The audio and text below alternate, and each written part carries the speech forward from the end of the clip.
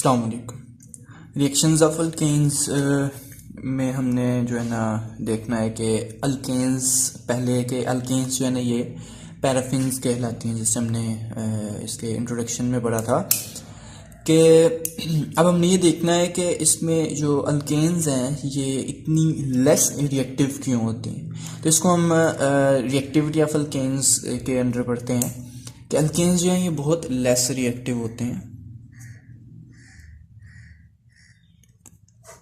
FSc की book पे दो रीजंस लिखी हुई हैं। पहले है कि ये इनकी नेचर नॉन पोलर होती है, और दूसरा ये कि इसमें जो सिग्मा बॉन्ड होता है वो इनर्ट होता है, inertness of sigma bond. Non polar nature ये है कि जो कार्बन और हाइड्रोजन का बॉन्ड है इसमें इलेक्ट्रोनेगेटिविटी का डिफरेंस बहुत कम है। उस हवाले से भी देख लें तो ये नॉन पोलर होता है, लेकिन अगर दूसरे वाले से देख लें कि इसमें ये इसकी जो ज्योमेट्री है वो सिमेट्रिकल होती है तो ये नॉन पोलर होते हैं। नॉन पोलर हों तो हमें पता है कि उनके जो रिएक्शंस हैं वो बहुत ही कम होते हैं, या अगर हम जब पोलर और नॉन पोलर के बारे में डिफरेंस करते हैं तो हम कहते हैं जो पोलर कंपाउंड्स हैं उनके रिएक्शन की रफ्तार जो है ना वो रिएक्शन रेट बहुत ज़्यादा होता है, और जो नॉन पोलर हैं उनका रिएक्शन रेट बहुत कम होता है, या बाज़ात वो बहुत ही कम रिएक्शन देते हैं या देते ही नहीं है। और दूसरी रीज़न ये है कि जो अल्केन्स हैं क्योंकि इनमें सिर्फ सिंगल बॉन्ड होते हैं सारे के सारे, पहला बॉन्ड होता है वो हमेशा सिग्मा बॉन्ड होता है, पहले सिग्मा बनता है फिर पाई बनता है, तो इसमें सारे हैं ही सिंगल, तो ये सारे के सारे सिग्मा बॉन्ड। अब जो सिग्मा बॉन्ड है वो दोनों कार्बन्स के दरमियान कैसे बनता है, या कार्बन और हाइड्रोजन के दरमियान वो ऐसे बनता है कि जो इलेक्ट्रॉनिक क्लाउड है वो दोनों न्यूक्लियाई के दरमियान में होता है। अब दोनों इलेक्ट्रॉन जो है वो इस न्यूक्लियस के दरमियान में है। अब ना तो इनके ऊपर जो है ना वो कोई इलेक्ट्रोफाइल अटैक कर सकता है, ना ये किसी न्यूक्लियोफाइल पे अटैक कर सकते हैं।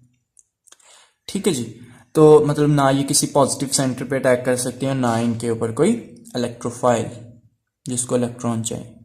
तो इसको जो है ना हम कहते हैं कि इलेक्ट्रॉन जो है ना वो लोकलाइज्ड है, तो इसके ऊपर कोई चीज़ अटैक नहीं कर सकती। दूसरी रीज़न ये है कि सिग्मा बॉन्ड जो है ये बहुत ही स्ट्रांग होता है।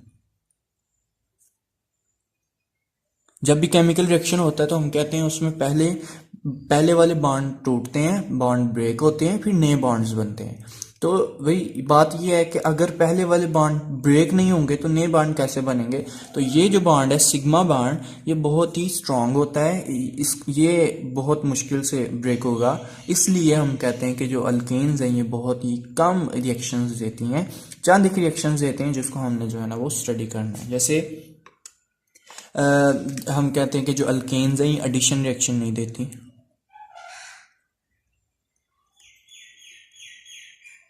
एडिशन रिएक्शंस ये नहीं देती क्योंकि ये सैचुरेटेड हाइड्रोकार्बन्स है, तो हम इसके जो है ना वो सब्स्टिट्यूशन रिएक्शन पढ़ते हैं।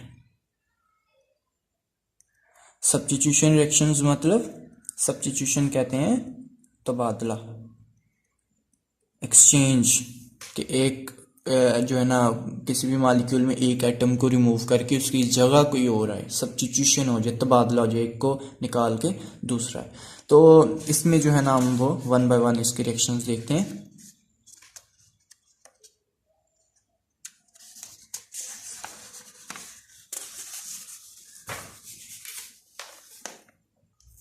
पहले तो चले हम इसका जो है ना वो कंबस्शन रिएक्शन और ऑक्सीडेशन रिएक्शन देखते हैं, उसके बाद इसके जो है ना वो सब्स्टिट्यूशन रिएक्शन भी देखते हैं हम इसके। कंबस्शन ये है कि अगर आप अल्केन्स को ऑक्सीजन की मौजूदगी में अगर आप जलाएंगे, फ्लेम देंगे इसको या स्पार्क, तो ये जलेंगे और इससे कार्बन डाइऑक्साइड और वाटर बनेगा और हीट खारिज होगी। ये रिएक्शन जो हम घरों में गैस जलाते हैं, जो नेचुरल गैस है जो फ्यूल के तौर पे यूज़ करते हैं, तो ये वो रिएक्शन है। इसके बाद ऑक्सीडेशन रिएक्शन। ऑक्सीडेशन में ये है कि अल्केन्स को लो ऑक्सीजन दे, कम ऑक्सीजन दे, तो ये जो है वो प्रोडक्ट थोड़े डिफरेंट देता है हमें। इससे जो हमें प्रोडक्ट मिलता है वो ये है कार्बन मोनोऑक्साइड प्लस हाइड्रोजन और इसके साथ कार्बन। अच्छा, अब ये जो रिएक्शन है इसमें अगर एक इम्पॉर्टेंस है इस रिएक्शन की, वो ये है कि बाज़ औक़ात हमने देखा है कि सर्दियों में लोग जो है ना वो हीटर वगैरह हीटर वगैरह यूज़ करते हैं घरों में, तो बाज़ औक़ात लोगों की अमवात भी वाक़या हो जाती हैं कि रात को हीटर लगा के सो गए और सुबह देखा तो सब जो है ना वो डेथ हो गया सबकी। तो उसकी रीज़न ये है कि जब रूम में हम आग लगा के कोयले वगैरह रख के सोते हैं तो ऑक्सीजन यूज़ होती रहती है। जब तक उठे हैं तब तक तो ये है ना कि अगर हीटर लगा भी है, कोयले रखे भी हैं, तो सारे मूव करते करते रहते हैं, डोर वगैरह ओपन क्लोज होता रहता है, या अगर दम घुटा भी है तो पता चल जाता है। तो सोए हुए क्या होता है कि रिएक्शन हो रहा है, पहले तो ऑक्सीजन ज़्यादा थी तो CO2 बन रही है, ये जो है ना कोई मसला नहीं है।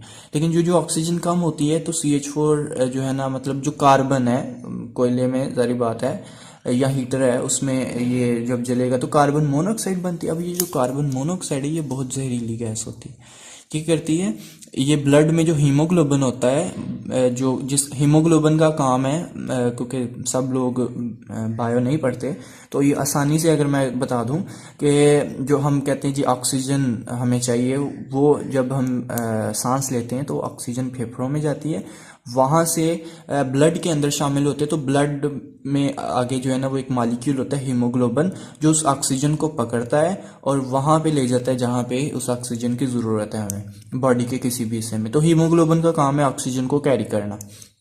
तो अब कार्बन मोनोऑक्साइड क्या करती है, जिस जगह पे ऑक्सीजन ने अटैच होना होता है वहाँ पे ये कार्बन मोनोऑक्साइड अटैच हो जाती है। अब कार्बन मोनोऑक्साइड जब अटैच हो जाती है तो ऑक्सीजन जो है ना वो अगर आ भी जाएगी तो उसके साथ अटैच नहीं हो सकेगी और सेल्स को जो है ना वो ऑक्सीजन नहीं मिल सकेगी, जिसकी वजह से ऑक्सीजन की मिकदार कम हो जाती है बॉडी में, दम घुटता है और उससे डेथ वाक़या हो सकती है। तो इसलिए थोड़ी एहतियात करनी चाहिए। इसके बाद कैटालिटिक ऑक्सीडेशन है।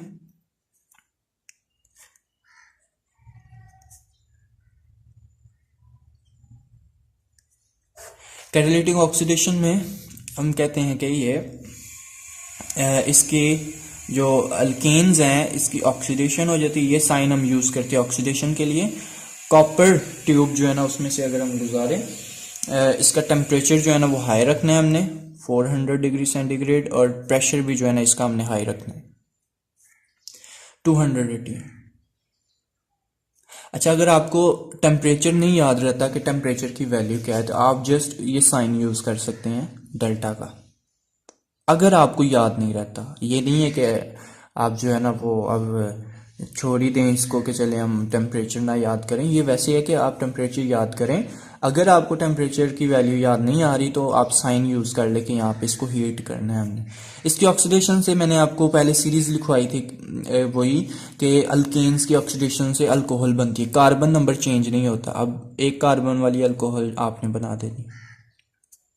अब अल्कोहल की ऑक्सीडेशन जो है उससे ये रुकेगा नहीं रिएक्शन, ये जो भी प्रोडक्ट बनता जाएगा उसकी ऑक्सीडेशन होती जाएगी यहाँ तक कि हमें एंड प्रोडक्ट मिल जाए। इसकी ऑक्सीडेशन, अब अल्कोहल है, अल्कोहल की ऑक्सीडेशन मैंने सीरीज लिखवाई थी कि अल्कोहल की जब भी ऑक्सीडेशन होती है इससे एल्डिहाइड बनता है। तो एल्डिहाइड एक कार्बन वाला जो है वो ये हो सकता है फॉर्मल्डिहाइड। अब फॉर्मल्डिहाइड की ऑक्सीडेशन होगी, फॉर्मल्डिहाइड की ऑक्सीडेशन जो होगी तो इससे हमें पता है कार्बोक्सिलिक एसिड बनता है, एक कार्बन वाला कार्बोक्सिलिक एसिड यही हो सकता है।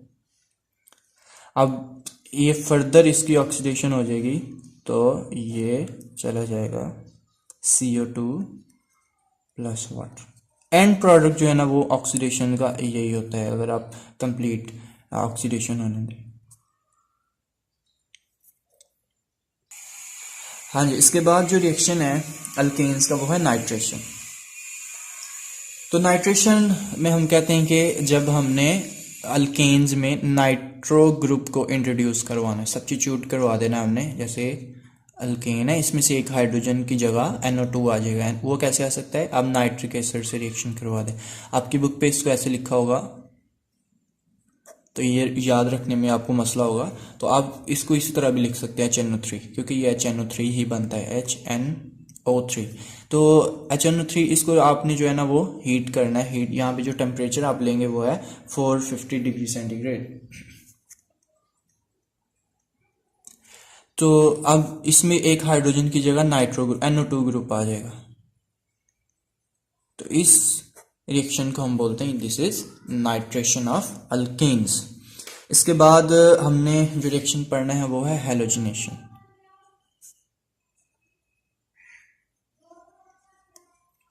हैलोजिनेशन में अगर हम देखें, हैलोजन्स फ्लोरीन, क्लोरीन, ब्रोमीन और आयोडीन। फ्लोरीन जो है ये बहुत ज़्यादा रिएक्टिव होता है, सबसे ज़्यादा रिएक्टिव फ्लोरीन होती है। तो ये बहुत एक्सप्लोसिव होती है। इसका आमतौर पे हम जो है ना वो रिएक्शन को स्टडी नहीं करते, इसको डिफरेंट स्टडी करते हैं। और क्लोरीन और ब्रोमीन का रिएक्शन जो है ना वो हम ज़्यादा स्टडी करते हैं। तो इससे कम क्लोरीन, ब्रोमीन और लीस्ट रिएक्टिव जो है ना वो होती है आयोडीन। आयोडीन जो है वो बाजू का रिएक्शन ही नहीं देती। अच्छा, नाइट्रोजन के बारे में आपकी बुक पे तो नहीं लिखा हुआ, लेकिन अगर हम फ्लोरीन जो है, फ्लोरीन का हम एक्सप्लोसिव रिएक्शन होता है। अगर हम चाहते हैं कि इसका रिएक्शन करवाना है तो हम इनर्ट जो है ना इन्वायरमेंट ले लेते हैं। फॉर एग्जांपल हम नाइट्रोजन की मौजूदगी में रिएक्शन करवा देते हैं अल्केन्स का। फ्लोरीन का रिएक्शन नाइट्रोजन मतलब इनर्ट मीडियम दे के तो हम इस रिएक्शन को कंट्रोल कर सकते हैं। तो मतलब मसला सिर्फ यही आता है फ्लोरीन से रिएक्शन में कि इसको कंट्रोल नहीं किया जा सकता। अगर आप ऐसी कंडीशंस दें कि आप इसको कंट्रोल कर सकें तो आप ये रिएक्शन करवा सकते हैं आराम से। तो हम जो है ना वो क्लोरीन से और ब्रोमीन से, ये असल में इसमें रिप्लेसमेंट हो जाती है। एक एक हाइड्रोजन जो है ना वो रिप्लेस होता जाता है। इसको बोलते हैं कि हाइड्रोजन की जगह क्लोरीन आ गया, रिप्लेसमेंट होगी। ये 3 स्टेप्स में ये रिएक्शन होता है। पहले होता है इनिशिएशन, ये लाइट की मौजूदगी में होता है, सनलाइट की मौजूदगी में। तो पहले ये इनिशिएशन होती है इस रिएक्शन की। 3 स्टेप्स होते हैं इसके। पहले इनिशिएट होना है। इनिशिएट क्या कि क्लोरीन का बॉन्ड ब्रेक होगा तो इससे क्लोरीन रेडिकल बनेंगे। सेकंड ये है कि अब इस रिएक्शन ने फैलना है, प्रोपगेट होना है। तो प्रोपगेशन होगी। प्रोपगेशन में क्या है कि अब आपने इसको याद रखने का तरीका भी आपको पता होना चाहिए। वो क्या है, देखें, अब आपने ये मालिक्यूलर फॉर्म है। अगर एक कंपाउंड के, ये रेडिकल है, तो अब इससे जो प्रोडक्ट बनेगा ना उसमें भी ऐसा ही होना है। एक प्रोडक्ट बन जाना है और एक ने जो है ना मतलब एक ने मालिक्यूलर फॉर्म में आ जाना है, एक ने रेडिकल बन जाना है। यहाँ पे अगर क्लोरीन रेडिकल है ना तो इधर आके क्लोरीन मालिक्यूलर फॉर्म में आ जाएगा एक हाइड्रोजन लेके। ठीक है जी, इससे हाइड्रोजन निकल गया। अब ये रेडिकल की फॉर्म में आ जाएगा। बस यही सीक्वेंस आपने जो है ना वो याद रखना है। एक मालिक्यूल है तो आगे जाकर रेडिकल बन जाएगा, ये रेडिकल है तो हाइड्रोजन लेके।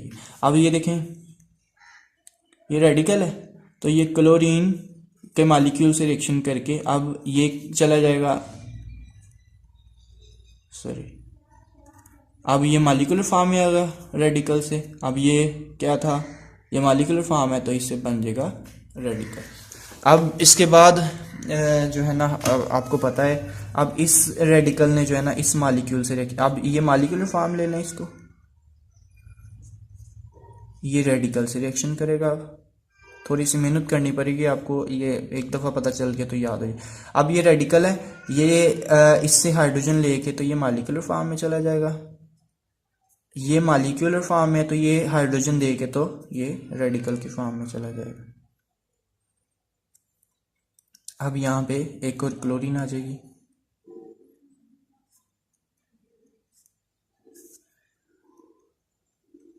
तो इसी तरह ये रिएक्शन जो है ना वो चलता जाएगा। इससे अब रेडिकल प्रोड्यूस होगा, CH2 Cl2 Cl radical, CH Cl। चले मैं डायरेक्ट ही कर देता हूँ, इससे ये बन जाएगा। और इसके बाद Cl2, यहाँ पे भी चले Cl2 ही ले लेते और CCl4 बन जाएगा इससे। तो ये प्रोडक्ट जो है ना हमें मिलते हैं। पहला जो प्रोडक्ट है वो है मिथाइल क्लोराइड। उसके बाद हमें प्रोडक्ट मिलता है डाइक्लोरोमीथेन। इसके बाद हमें मिलता है क्लोरोफॉर्म। एनेस्थीसिया के तौर पे इसको इस्तेमाल कर लेते हैं हम, एनेस्थीसिया बेहोश करने के लिए। और लास्ट पे है जो है ना CCl4 बन जाता है, कार्बन टेट्राक्लोराइड। ये हम इसको यूज़ कर लेते हैं जो सॉल्वेंट्स होते हैं, ऑर्गेनिक सॉल्वेंट्स। तो जो प्रोपगेशन और लास्ट स्टेप है, ये रिएक्शन तब तक नहीं रुकेगा जब तक रेडिकल्स नहीं ख़त्म होंगे।